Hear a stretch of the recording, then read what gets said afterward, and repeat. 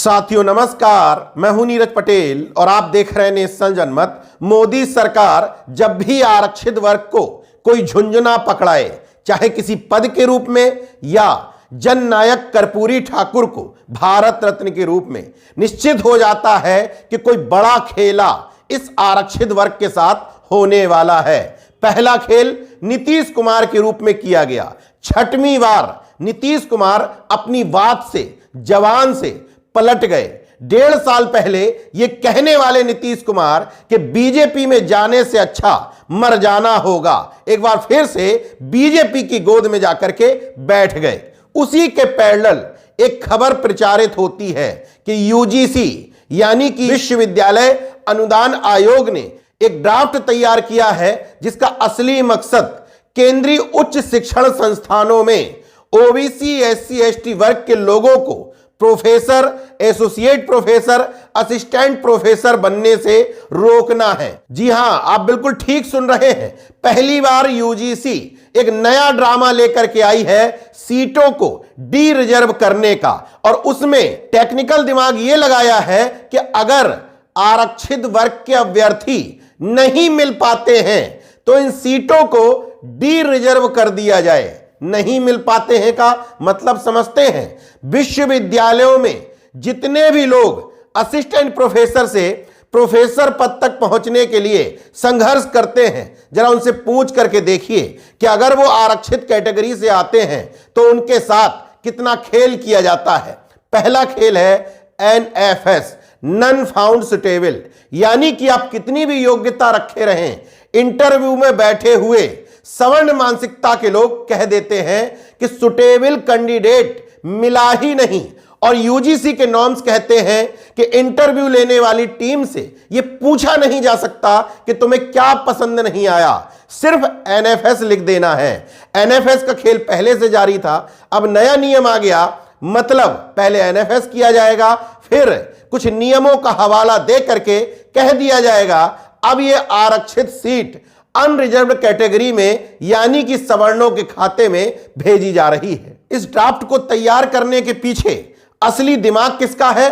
उन्हीं सातिर और खांटी संगी के रूप में प्रचारित हो चुके प्रोफेसर जगदीश कुमार का, जिन्होंने जेएनयू के कुलपति रहते हुए जेएनयू को संघी और भगवा अड्डा बनाने की कोई कोर कसर नहीं छोड़ी थी। उन्होंने जेएनयू में सबसे पहले सेना का टैंकर रखने की हिमायत की थी। वही Jagdish Kumar OBC, SC, ST वर्ग का आरक्षण पूर्णता तरीके से खत्म करना चाहते हैं, मगर चोर दरवाजे से।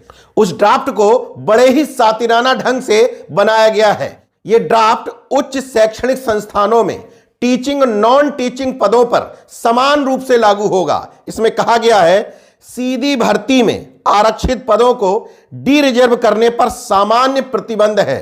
आगे समझिए खेल। लेकिन अपवाद के मामलों में ऐसा किया जा सकता है। ग्रुप ए के पदों को जनता के हित में खाली नहीं रखा जा सकता। ग्रुप ए के पद टीचिंग में कौन से हैं?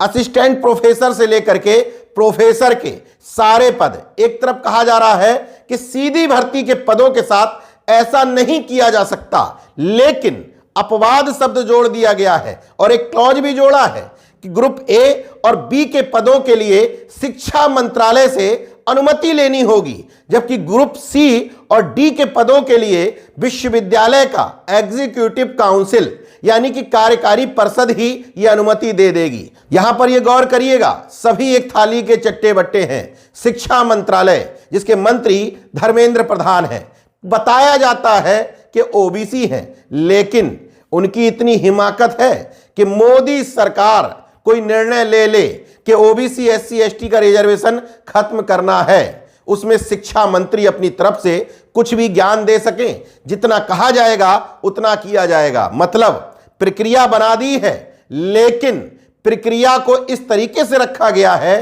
कि जिन पदों को चाहे जब चाहे तब आरक्षित से अनारक्षित में तब्दील कर दिया जाए। कुल मिलाकर के ओबीसी, एससी, एसटी वर्ग के प्रोफेसर वैसे भी उंगलियों पर गिने जाते थे, अब उनको पूरी तरीके से रोकने का ड्राफ्ट मोदी सरकार ने तैयार कर लिया है। हालांकि गुलाम लोग जश्न मना सकते हैं कि नीतीश कुमार पाला बदल करके फिर इस तरफ आ गए, लेकिन ध्यान रखिएगा कि नीतीश कुमार इसीलिए पाला बदल पा रहे हैं क्योंकि लालू यादव वैचारिक रूप से प्रतिबद्ध हैं कि बीजेपी के साथ नहीं जाएंगे।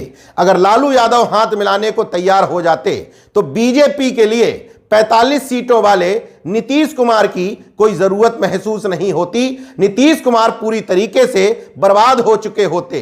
मगर नीतीश कुमार के पास यह अवसर है कि उनके सामने ऐसा दल है जो बीजेपी के साथ जा ही नहीं सकता। इसलिए नीतीश कुमार बार बार पलटी मारते रहते हैं। इन्हीं नीतीश कुमार से पूछना चाहिए कि अभी आरजेडी के साथ रह करके जातिवार जनगणना और 75% आरक्षण पर जो काम आपने किया है, कर्पूरी ठाकुर जो करमूरी फार्मूला आरक्षण में लेकर के आना चाहते थे, क्या बीजेपी के साथ रहते हुए हिम्मत है कि अपने समाज के लोगों के लिए इतना कर सको? तेजस्वी यादव गलत नहीं कहते हैं कि नीतीश कुमार ये जो 17 महीने आरजेडी के साथ मुख्यमंत्री रहे, उससे पहले बीजेपी के साथ मुख्यमंत्री रहे, तुलना करके देख लीजिए। नीतीश कुमार की इमेज इन 17 महीनों में एक सामाजिक न्याय के योद्धा के तौर पर और मजबूत हुई थी, क्योंकि इतनी नौकरियां पिछले किसी कार्यकाल में नीतीश कुमार द्वारा एक साथ नहीं दी गई। जातिवार जनगणना का मामला सामने नहीं था, रिजर्वेशन बढ़ाने का मामला भी सामने नहीं था। कुल मिलाकर के नीतीश कुमार के रूप में एक मुखौटा सामने रख करके फिर से ओबीसी की गर्दन उतारने का प्लान और मसौदा तैयार है। देखते रहिए नेशन जनमत, जागरूक और सजग बने रहिए। जय विज्ञान, जय संविधान, जय लोकतंत्र। धन्यवाद।